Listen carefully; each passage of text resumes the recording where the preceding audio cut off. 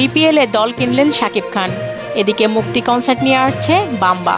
তারপর নিপুণ আপুকে জয়ী করতে 17 বার ফোন করেন শেখ সেলিম।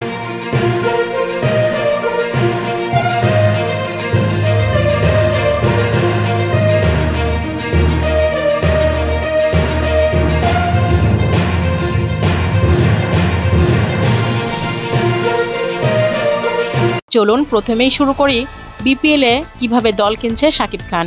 বাংলাদেশ প্রিমিয়ার লিগের পরের মৌসুমে ঢাকা দলের মালিকানা বদলে যাচ্ছে।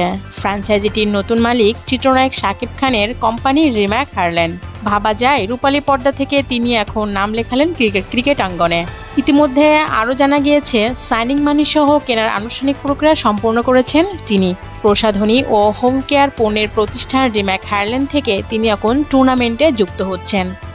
এখন আমরা দেখব মুক্তি কনসার্ট নিয়ে আসছে বাম্বা। ব্র্যান্ড সঙ্গীতের সংগঠন Bangladesh musical brand association Bamba concert নিয়ে ঘিরে দর্শকের তুমুল আগ্রহ থাকে। কয়েক বছর বিরতির পর এই কনসার্টের আয়োজন করতে যাচ্ছে বাম্বা। 5ই আগস্ট শেখ হাসিনা সরকারের পতনের পরে এই কনসার্টের নাম পরিবর্তন করে রাখা হয়েছে মুক্তি কনসার্ট। আর এই কনসার্টটি অনুষ্ঠিত হওয়ার কথা আছে 31শে আগস্ট। বাম্বা ইউথ কনসার্টে এবার গাইবে 12টি ব্র্যান্ড। অনুষ্ঠিত এবারের কনসার্টে প্রবেশপত্রের দাম নির্ধারণ করা হয়েছে জন প্রতি 100 টাকা করে।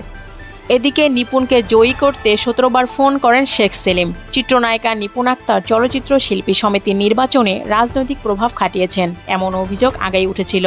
বিশেষ করে চলচ্চিত্র শিল্পী সমিতির 2022 সালের নির্বাচনে তিনি যখন হেরে যান, তার পরবর্তীকালে আদালতের নির্দেশে শিল্পী সমিতির চেয়ারে বসেন তিনি। শিল্পী সমিতিতে নিপুণের দাপটের পিছনে এক রাজনীতিবিদের সরাসরি প্রভাব ছিল। হারুন বলেন, নির্বাচনে নিপুণকে জয়ী দেখাতে অনেক উপর থেকে এক ক্ষমতাবান রাজনীতিবিদ একের পর এক ফোন করতে থাকেন। ঠিক 2 বছর পর 2024-2026 সালে নির্বাচন হয় গত 19শে এপ্রিল। সেই নির্বাচনে হেরে যান নিপুণ। সভাপতি পদে জয়ী হন মিশা সওদাগর।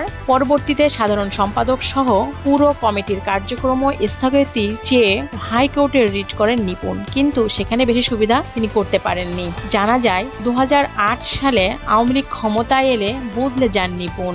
রাজনৈতিক অঙ্গনে তার চলাফেরা বাড়তে থাকে। সেই সময়ই তার সাথে পরিচয় হয় আওয়ামী লীগের সভাপতি মণ্ডলীর সদস্য শেখ সেলিমের সাথে। 2012 সালে বনানীর অভিজাত এলাকায় নিপুণ গড়ে তোলেন নিজস্ব পার্লার এবং সেটার উদ্বোধন করেন শেখ সেলিম। তাহলে বোঝাই যাচ্ছে শেখ সেলিমের সাথে তার সম্পর্ক কতটা ঘনিষ্ঠ।